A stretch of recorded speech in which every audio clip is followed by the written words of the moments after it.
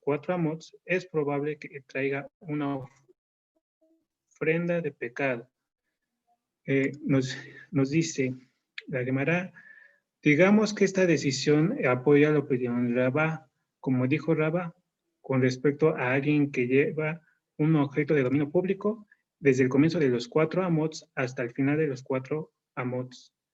Incluso se lo llevó por encima de su cabeza, es decir, lo levantó el objeto por encima de su cabeza para que pasara en un lugar exento.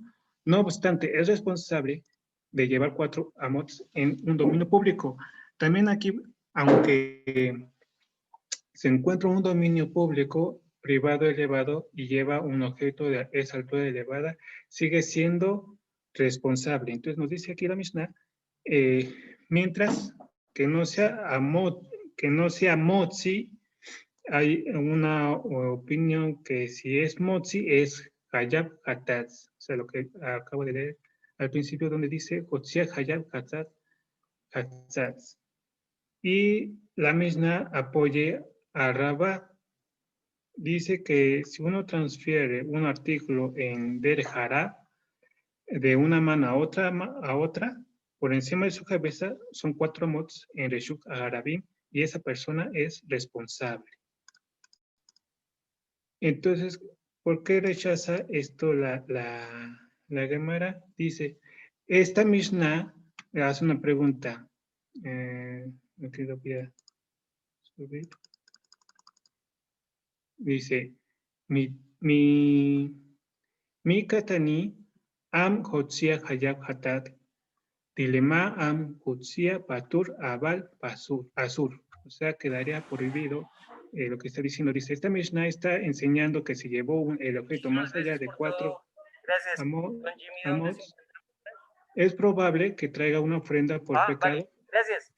Quizás la Mishnah significa si llevó el objeto más allá de los 4 amots, está exento de traer una ofrenda de pecado, pero sin embargo está prohibido por decreto rabínico hacerlo. Entonces, ¿por qué rechaza esto la Gemara? Porque dice que no dice que era motzi, sino que es hayat hatat. Quizá está prohibido, pero él está exento. Dice aquí la siguiente parte.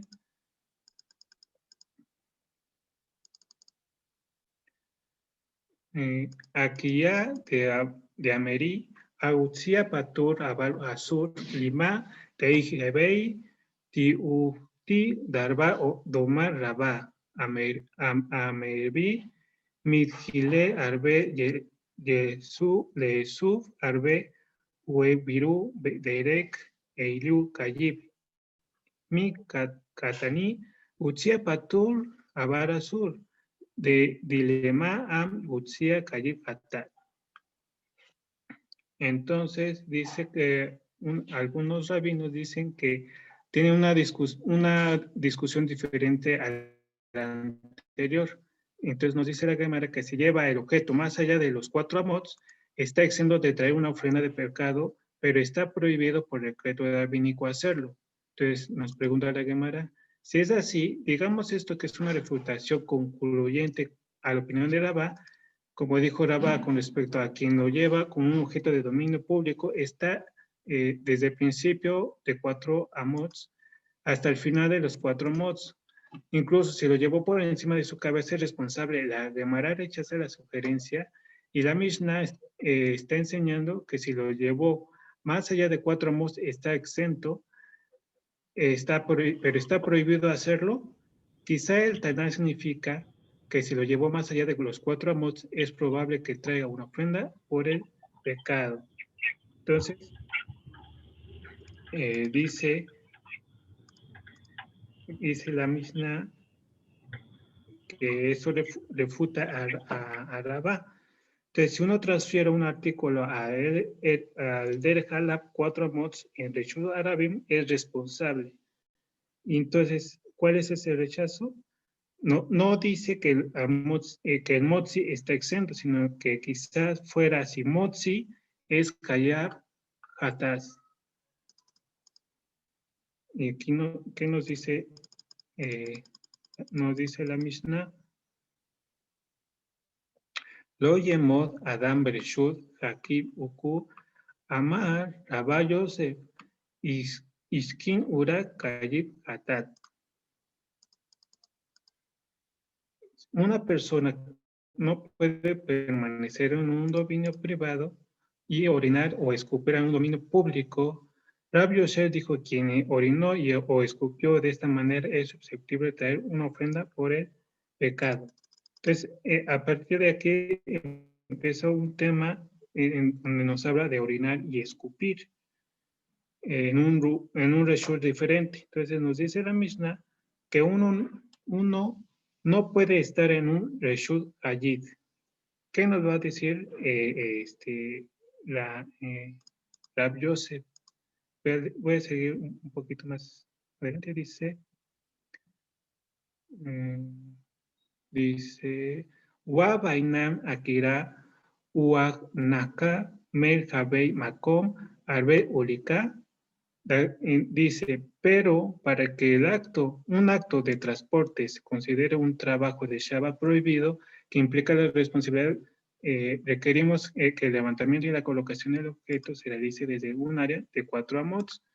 El tamaño mínimo de importancia con respecto a la Jot, llevar a cabo el Shabbat. Y ese no es el caso aquí, ya que la boca de uno produce una saliva, no mide 4 por 4 tefajim. Entonces, dice, ya me perdí. Ya.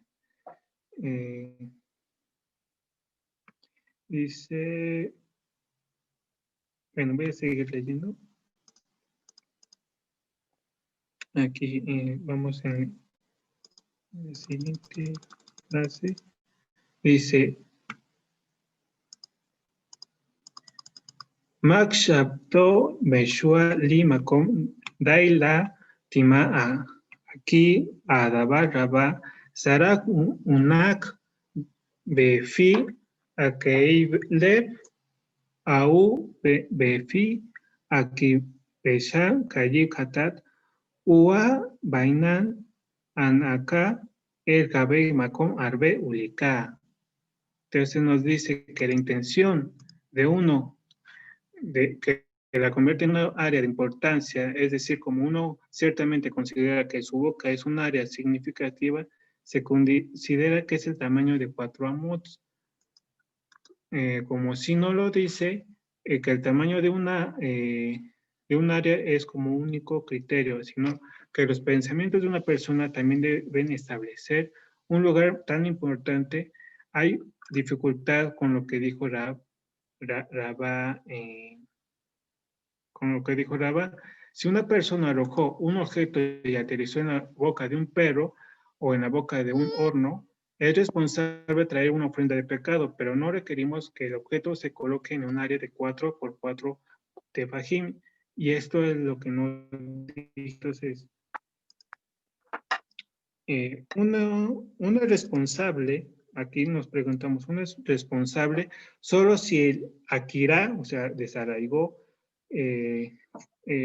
esa parte de la saliva, fue en un lugar que es importante, es decir, por 4 por 4 tefajim, y nos responde, su intención es hacer que el lugar de Akira sea importante, es lo que nos acaba de decir. Entonces, en estos lugares también debemos decir que esta intención que hace que sea importante, entonces el Rabá, como nos los comenta, dice que si uno tiró o aterrizó en la boca de un perro, aquí nos está diciendo, Sarak una befi akeile, dice, en un horno y se quemó, es Hayab Kataz. Aquí Beshan, aquí Yeb Katal. Y entonces nos responde, ¿cuál es la intención? Que es la intención que lo hace en un lugar importante, o sea, una anajá. Entonces, aquí también la intención hace que el lugar de la Kira sea importante.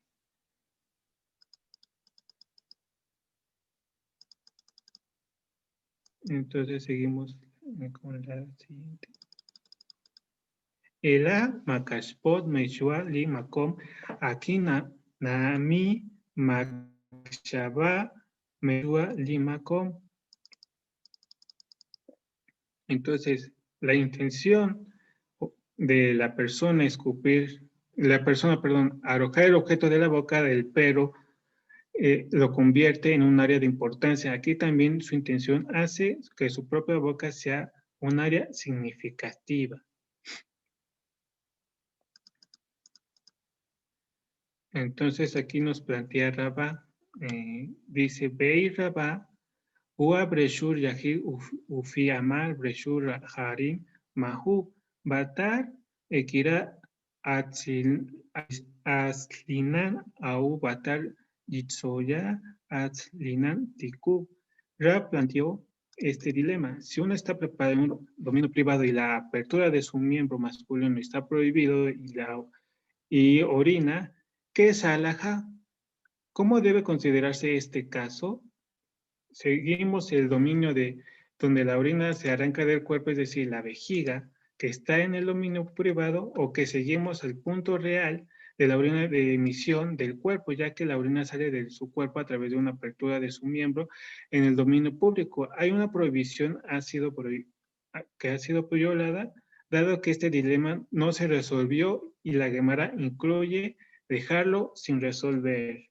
Entonces, aquí Rabá pregunta, si una persona está en un reshut akayit y el final de su eber está en un reshut arabim y orinó, ¿cuál es la ley o cuál es lo que nos está preguntando?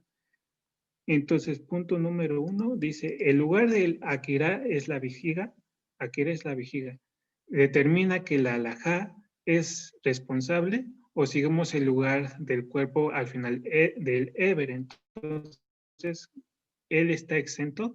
Entonces, aquí nos dice que lo dejemos así, o sea, lo dejemos sin resolver, o sea, todo no está resuelto. Entonces, ¿qué nos dice la Mishnah? Aquí abajo en morado.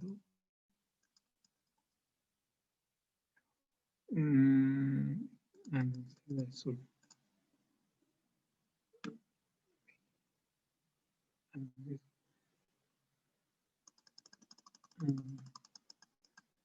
Bien, ya me empecé. Dice, Uken la Yarok, Rabbi Yehuda Amar, Uku Af Ejab, Ela Afki Ba. Aquí nos pregunta, hace una pregunta, Rabbi Yehuda, dice,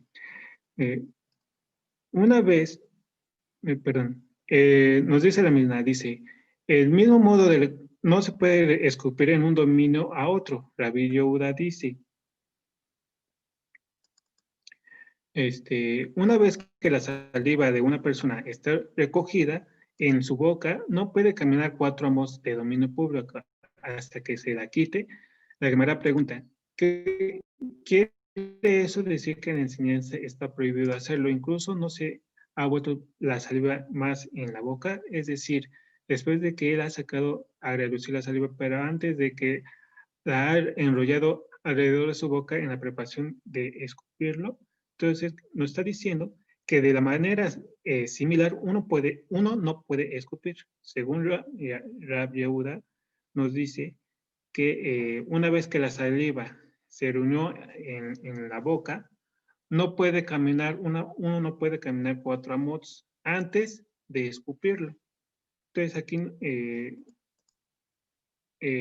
nos va a replantear una pregunta. Dice,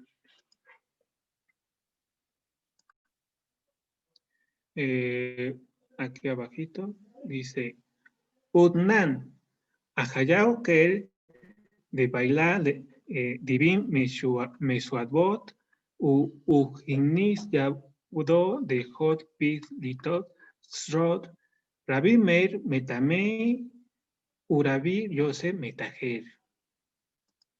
No aprendimos en Nueva Mishnah la rajá de quien estaba comiendo un higo seco de terumá con manos sin lavar. Según la ley de la Torah, los alimentos que han entrado en contacto con un líquido son susceptibles a la impureza ritual. Y nunca había caído sobre este higo. El significado del hecho de sus manos no estén lavadas, es que según la ley rabínica, las manos sin lavar tienen en un estado de impureza ritual de segundo grado y por lo tanto invalidan la terumá. Si esta persona se metió la mano en la boca para quitar una piedra y el rabino Meir considera que el higo seco es impuro ya que se había vuelto susceptible para contraer impureza por la saliva de la boca de la persona y posteriormente se volvió impuro cuando fue tocado por su mano sin lavar. Y dijo Rabí Yosef, considera que el higo ritualmente es puro, ya que sostiene que la saliva que todavía está en la boca no se considera un líquido que hace de la comida pueda contraer impurezas. La saliva solo lo hace después de haber salido de su boca. Seguimos, dice Rab Yehuda. Dice Rab Yehuda, Rabbi Yehuda Omer Ifke ba Tamé lo Ifke ba Tahor. Nos dice Rab Yehuda que hay una distinción entre los dos casos si se volvió la saliva más en la boca, como la saliva se ha desprendido de su lugar y por lo tanto su situación legal es de un líquido, lo que significa que el higo es impuro. Sin embargo, si él no todavía resultó la saliva sobre la boca, el higo es puro. Eso sí indica que según el rabino Yehuda, la saliva que aún no se ha volcado en la boca no se considera desprendida. Entonces, nos dice lo siguiente, en esta parte que yo leí, dice, es incluso que si no se hizo girar la saliva en su boca, nos pregunta anteriormente. Entonces la Baraita nos dice que Rabbi Meir dice que si uno come higos prensados de terumá, con las manos sucias se dice shenichot de tumá, y se metía la mano en la boca para quitar una piedra, era metamei. Los higos por su saliva serían maxir. Entonces, dice Rab Yoshi, dice que no es metamei, sino es metajer. Sostiene que la saliva no es un líquido para ser maxir, es hasta que salga del cuerpo. Y Rab Yehuda dice, o nos dice, que se hizo girar la saliva, como lo acabamos de leer, los higos son tamei, o sea, los higos son tameim, o sea, la saliva es maxir, porque pronto la escupirá y si no, o sea, si no la escupe, sería tejorim. Entonces, ahí vemos las tres opiniones de cada rabino. Y aquí nos da una respuesta Rab Yohanan en la siguiente. Dice,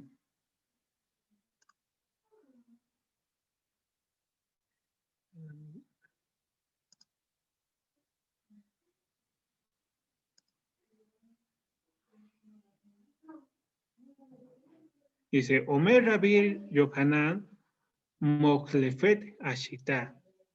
Entonces, Rab Yohanan, dice, la atribución de las opiniones se invierte, ya que la opinión atribuida a Rabbi Yehuda es realidad de una Taná diferente, mientras el propio Rabbi Yehuda sostiene que el higo es ritualmente impuro en cualquier caso. ¿Qué nos dice? Esa es la respuesta de Rab Yohanan. Ahorita la respuesta de Rab Lakish, Reish Lakish, dice, aquí está, dice el amarillo.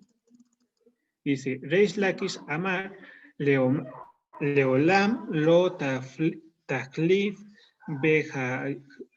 Beaja Bemai Asekin Bejijo. Dice, Reish Lakish dijo, en realidad no invierta las opiniones y la aparente contradicción se puede reconciliar de acuerdo a la versión original del texto con que estamos tratando aquí en la Mishnah. Se trata de una flema que se expulsa al toser. Entonces, la respuesta de Rab Yohanan dice que las opiniones deben de cambiarse. Según Rab Rahanel, Rab Yehuda es metamei en cualquier caso, y Rab Meir es metamei. Solo si se remolió, o sea, remolió la saliva. Y Rab Yehuda nos dice que él se retractó en decir esa respuesta. Y la respuesta de Reish Lakish dice, no necesitamos cambiar las opiniones. Y la Mishnah nos difiere que es la flema, o sea, lo que acabamos de decir es la flema. Entonces, nos pregunta aquí una veraita, de color verde, dice,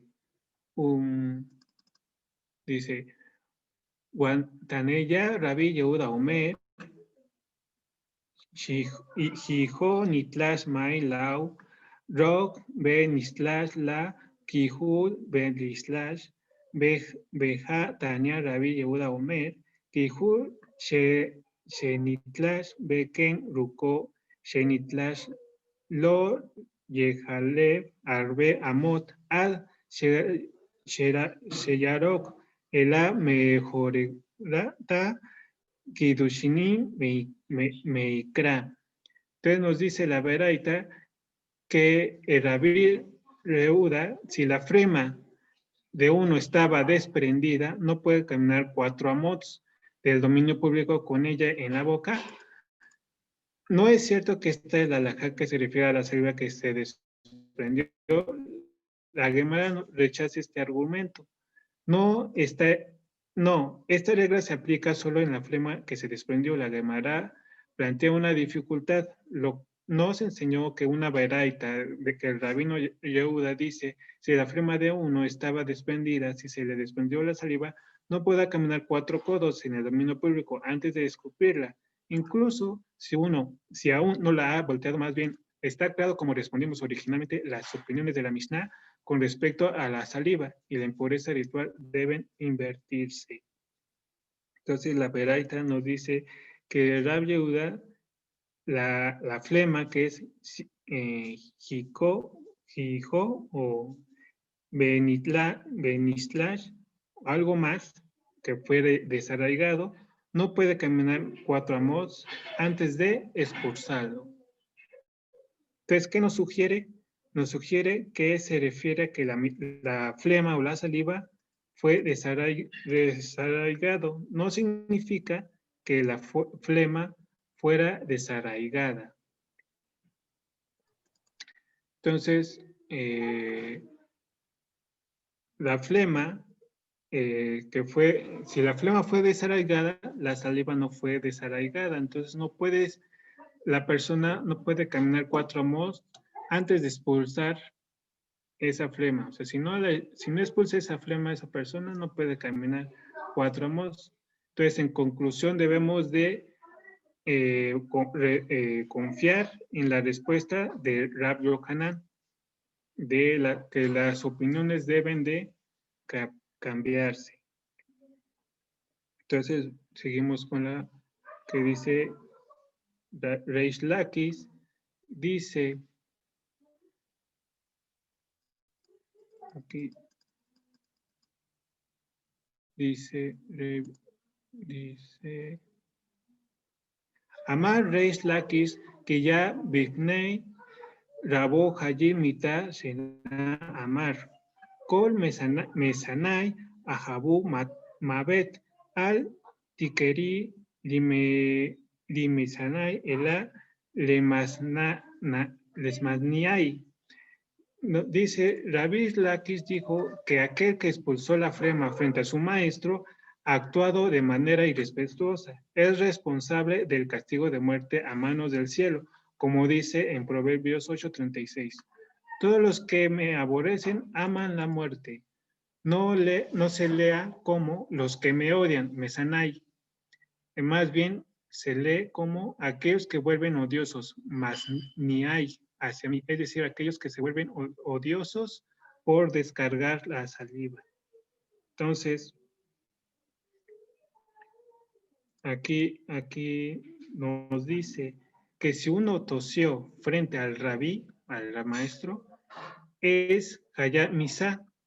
Entonces, al leer Kol Mesanai, o sea, los que, como lo acabamos de leer, los que odian la Torah, Abu Amabes, como Masniai, o sea, que quiere decir que ningún alumno o ningún talmidín que actúe despreciando hacia la gente, hace que la gente odie la Torah. O sea, si uno escupe hacia el rabino, hace que esas personas odien la Torah. Entonces nos pregunta, entonces la flema está más allá del control, o sea, ¿se puede controlar o no se puede controlar? Entonces nos responde, Raish Lakish dice que uno que escupió frente a su rabino podría haber escupido, o sea, si va a escupir, que no sea frente de su rabino, sino de lado o en su ropa. Eso es lo que responde Reish Lakish. Entonces, dice aquí, Uamina Anis, Ki verá Rinan, pero no lo hace involuntariamente, ya que nadie tose y emite flemas por elección, porque esto debería considerarse una transgresión. Dice la Gemara, estamos hablando aquí de alguien que tenía flema en la boca y le escupió, es decir, alguien que tuvo oportunidad de dejar la presencia de su amo y escupir afuera. Entonces, nos dice la Mishnah, vamos a ver que dice la Mishnah, Madni la llamó Adam Breshut Ahayib, Be Yiste Breshut Arbim, Breshut Arbim, Be Yiste Breshut Arbim. Ela im que Ignis Rashu Be Rubo Timakom Shewo Sote Beken Bahat. Entonces, perdón. Entonces, la Mishnah nos dice que si una persona puede estar en un dominio privado y extender su cabeza y beber en un dominio público, puede estar en un dominio público y beber en un dominio privado, solo si trae su cabeza a la mayor parte de su cuerpo al dominio en el que bebe, y lo mismo aplica en un lugar como explica la Gemara. Entonces, aquí nos está hablando de beber otro reshut en Shabbat. Entonces, como acabo de leer en la Mishnah, dice que uno no puede pararse en el reshut hayadi y sacar la boca y beber en un reshut arabim y viceversa. Entonces, para que no lleve el utensilio al reshut en el que está parado, por lo que esa persona debe ser responsable, a menos que Rosho be Rubó estén en el mismo reshut del que bebe. Entonces, eso aplica en un lagar. Entonces, les muestro una imagen. Aquí nos está, no sé si se ve. Está hablando sobre esta parte de recibir agua.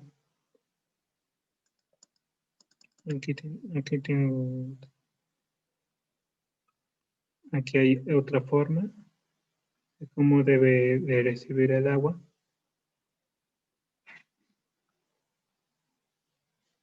O aquí, nos está hablando aquí igual, aquí en la cabeza. Aquí este utensilio, como es como una cubeta. Entonces, vamos a ver qué dice la Gemara. La Gemara. Dice la Gemara, dice, Rishar Banán Usifar Rabbi Meir. O sea, la opinión de los rabinos están de acuerdo con la opinión de Rabbi Meir. Dice, pareciera que la primera cláusula, es decir, que la Mishnah anterior está de acuerdo con la opinión de los rabinos, quien sostienen que una persona ubicada en un dominio puede mover los objetos en otro dominio, mientras que la última cláusula es decir que la Mishnah está de acuerdo con la opinión de Rabbi Meir, quien sostiene está prohibido que una persona en un dominio mueva objetos en un dominio diferente. Entonces nos dice la Gemara que uno puede mover algo en un reshut diferente al que se encuentra. Entonces los jajamín, como nos dicen, dice que está prohibido abrir un candado en un diferente reshut. Entonces, vamos a ver qué nos responde, cuál es la respuesta de Rab Yosef. Dice, Amar Rab Yosef, Bajaftir Shechigilo Bedibrei Akol. Rab Yosef dice que la Mishnah se refiere a los objetos que uno necesita y todos aceptan la regla. En este caso, incluso los rabinos admiten que está prohibido mover objetos en otro dominio, no sea que uno distraídamente atraiga los objetos hacia él y por lo tanto viole la prohibición de la Torah. Entonces dice que todos prohíben mover los kelim que uno necesita, o los objetos, mientras que uno esté parado en un reshut diferente para que no se lleven a su reshut. Entonces, ¿cuál es aquí se plantea un dilema?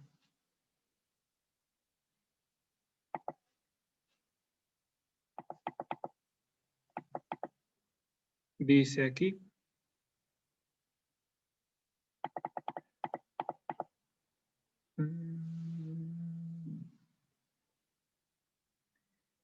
dice, Abaye lehu Carmelín Mai, Amar Abaye, Haya, Amar Rabá, Haya, Kufa, Gesira, Banan, Niku, Nixur, Sira, Lexira.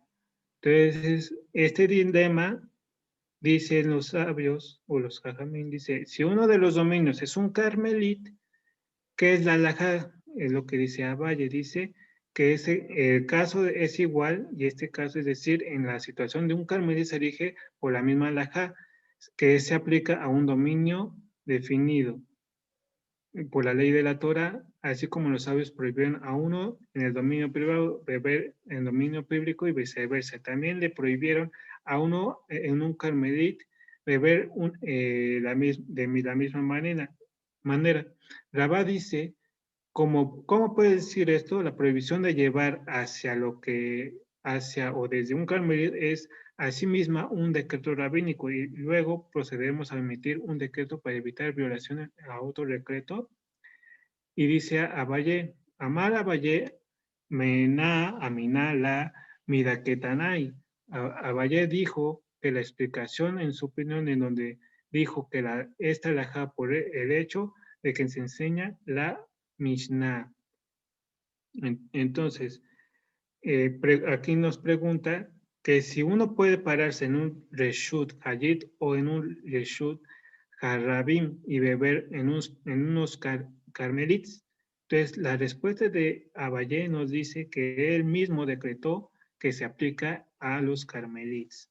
Y la respuesta de respuesta de Rabá dice que el Isur se transfiere hacia o desde un Carmelit solo si los Rabbanam o los Jajamín no decretan que uno venga a transferir un Isur de Midrabanan. Entonces, Abaye, él aplica lo mismo en la Mishnah y lo mismo se aplica en un lagar. Vamos a la segunda parte. Bueno, no sé si tenga tiempo.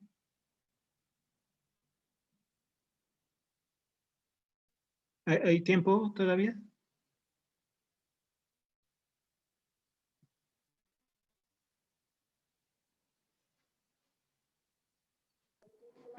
Sí, Javi, sí. Bueno, todavía tienes hasta las 4 de la tarde. Quedan 8 minutos. ¿Mande? Bueno, es que me falta la segunda hora. ¿Todavía hay tiempo? Hay 8 minutos. Bueno, lo que me resta, ahí me avisan. Entonces, segunda parte, dice aquí, Beken Bagat, en arameo. Dice, esto aplica en un lagar. Este lagar no puede ser un dominio privado, ya que la primera cláusula de la Mishnah se refería a un dominio privado. Por lo tanto, el lagar debe ser un carmelí, lo que demuestra que está prohibido beber un carmelí mientras se muestra un dominio público. ¿De qué tipo de lagar habla? Entonces, no es un Reshut Hayit o un Reshut Rabin, sino la Mishnah nos da la respuesta que es un Carmelit. Entonces, aquí Rabá rechaza esta opinión. Rabá y Sheshes dice, Ve Rabá Amar Leinan Masher. Ben Beken Amar Rab Sheshet Beken Bagadle y Yan Masher. Entonces, Rabá dice que esta prueba no es concluyente con las palabras, lo mismo se aplica en un lagar, no se refiere al Shabbat, sino al asunto de alajot, de diezmos. Esto aplica a continuación de la manera de similar. Rab Sheshet dijo que la afirmación de lo mismo se aplica en un lagar, se refiere a la cuestión de los diezmos. Entonces, ¿cuál es el rechazo de estos dos rabinos? Es que la Mishnah enseña sobre un lagar con respecto a un maser. Entonces, el vino no se acaba hasta que se desciende al pozo. Antes de esto se puede beber en un lagar sin diezmar. Entonces, ese sería al azar, o sea, aray. Mientras que el rosho berub esté dentro. No se decreta que no se tome el vino de afuera, por lo que obligaría a diezmarlo. Entonces nos dice la Mishnah, nos dice la siguiente.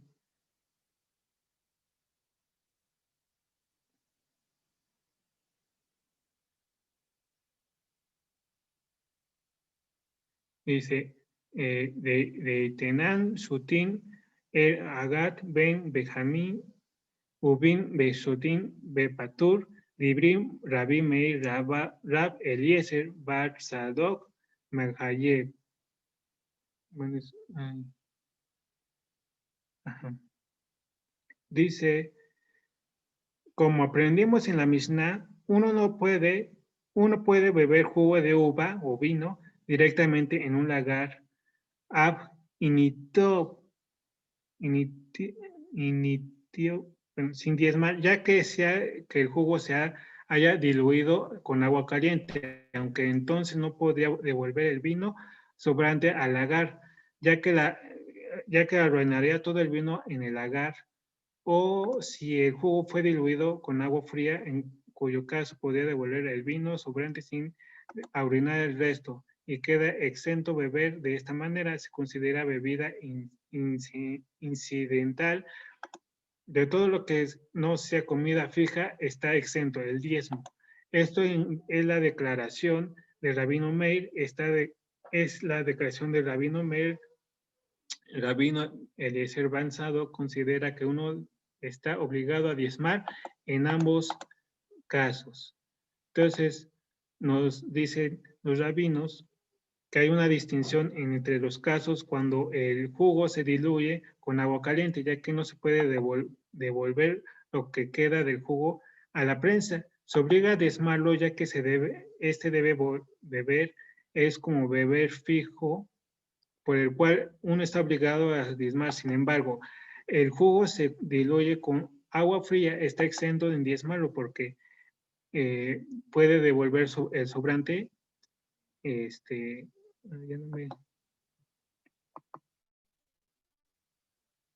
no se me actualiza.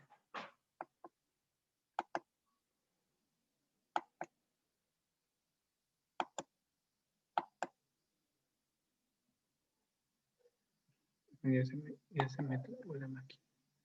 Bueno, entonces,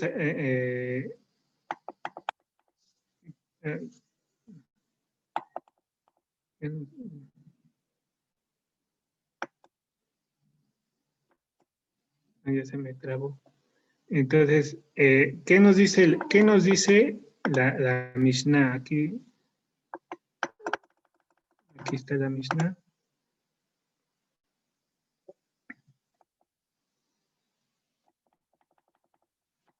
Dice, Koled Adam min amashila de mata meshara de fahim umin atzinur makol makom shote. Entonces nos está diciendo la Mishnah que quien bebe un lagar o una persona está exento de macer, ya sea mezclado con jugo diluido o con agua fría, lo que nos estaba diciendo Rabbi Meir. Y Rabbi Eliezer nos obliga a titilar, o sea, mezclarlo, la muestra que no es aray. Y los jajamín nos dicen que los jajamín exentan con respecto a diluir con agua fría, porque podría devolver las sobras al vino restante.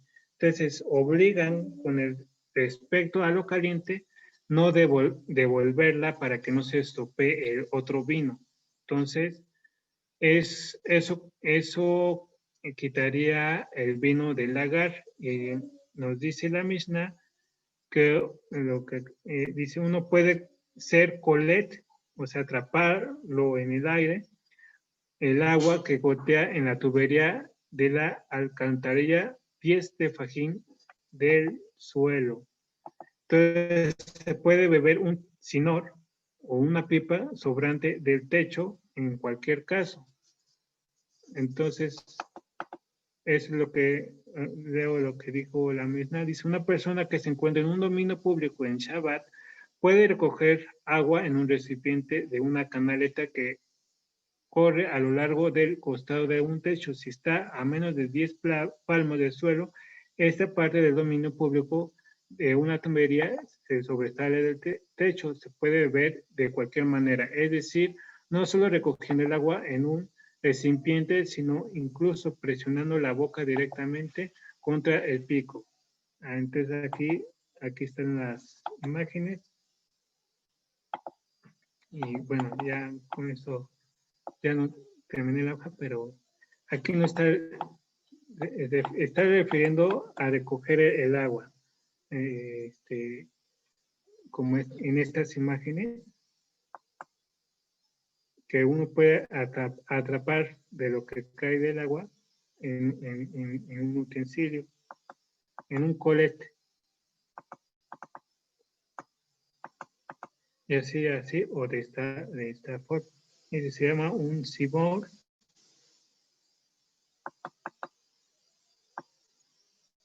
O aquí arriba del techo.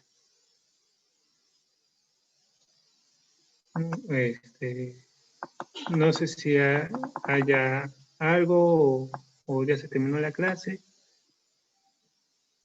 ¿Alguna pregunta? Tomo una sopa. Yo tengo una, querido Wema. Bueno, primero que todo, felicitarte por el lindo trabajo que has hecho, que te has esforzado, que nos llevas pedagógicamente paso a paso a través de cada una de las líneas de la Gemara. Quisiera tal vez, con respecto a la sugía de escupir delante de un jajam, nos trae Shulchan Aruch con respecto al código de Orheim, de que una persona que escupa en la sinagoga en el momento del rezo, porque tal vez tiene escorbuto o tiene algo allí colocado en su interior, y no puede orar plenamente a Hashem. Sabemos que también estamos al lado tal vez de Jajamim, del rabino principal de la comunidad, del Hassan, y el Shulchan Aruch nos dice que se puede escupir, que está permitido escupir y que se permite tapar con el pie. La pregunta es, ¿esto no es un acto, tal como tú lo dijiste en la Gemara, esto no es un acto tal vez de irrespeto hacia el jajam que está al frente? Y mucho más, no es un acto de irrespeto, porque los jajamim no dicen que es un acto de irrespeto ante Akadosh Baruj Hu en el rezo? Sería como esta pregunta como para ampliar nuestra gama de lo que se alcanzó a hablar un poquito de ese escupitajo que estamos hablando en la Gemara. Sí, sí. A lo mejor yo, bueno, según la JOT, bueno, lo que también yo he visto que, sí, como lo mencionaba, que es que hay que taparlo o que hay que sustrajar la saliva con el pie. Bueno, si estoy... Así tal cual, tal cual. Pero ¿por qué no es una, si aquí la Gemara, esta suguía nos dice que es un irrespeto ante el Jajam, ¿por qué no es un irrespeto ante Akadosh Baruj Hu?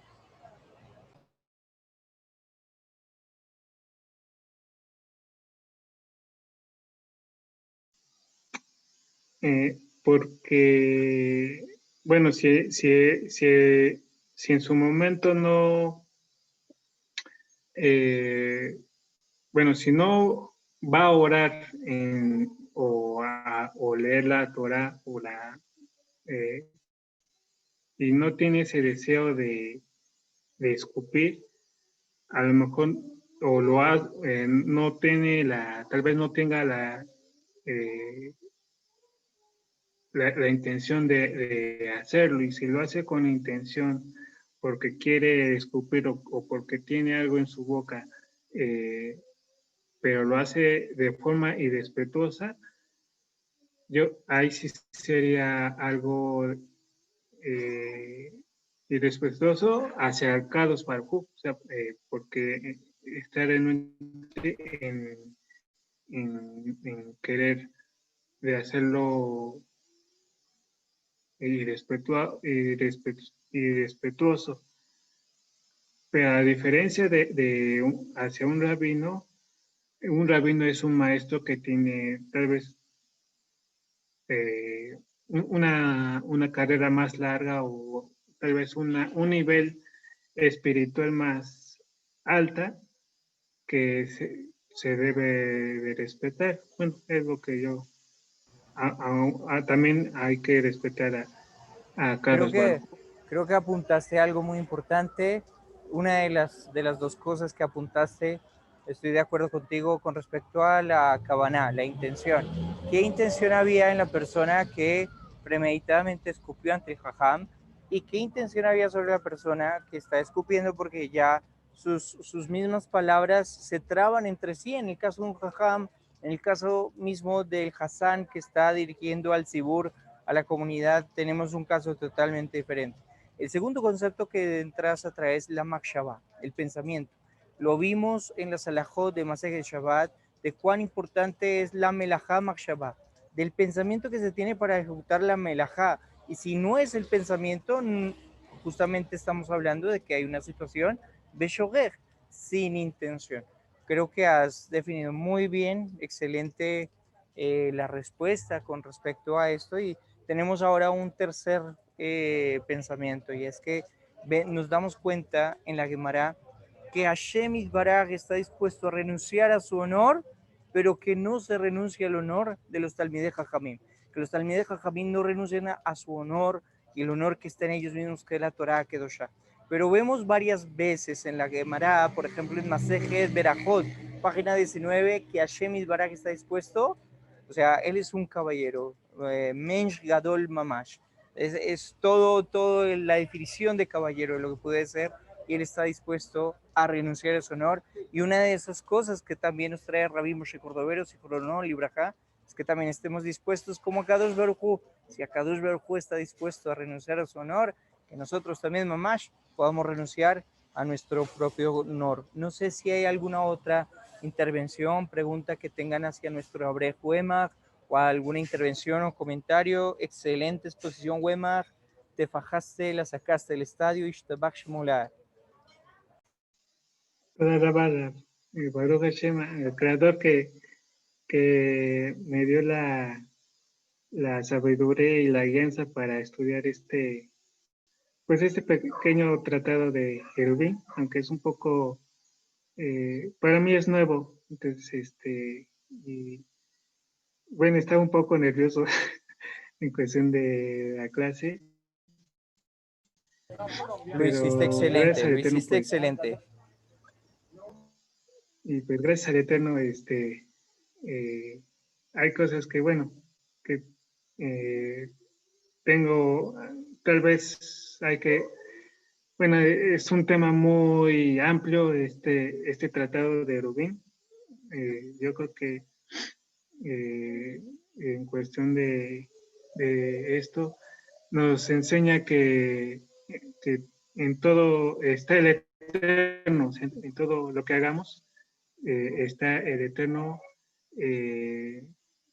ya sea en lo que hagamos físico, en nuestras tareas, y también aparte espiritual, que eso nos lleva a elevarnos.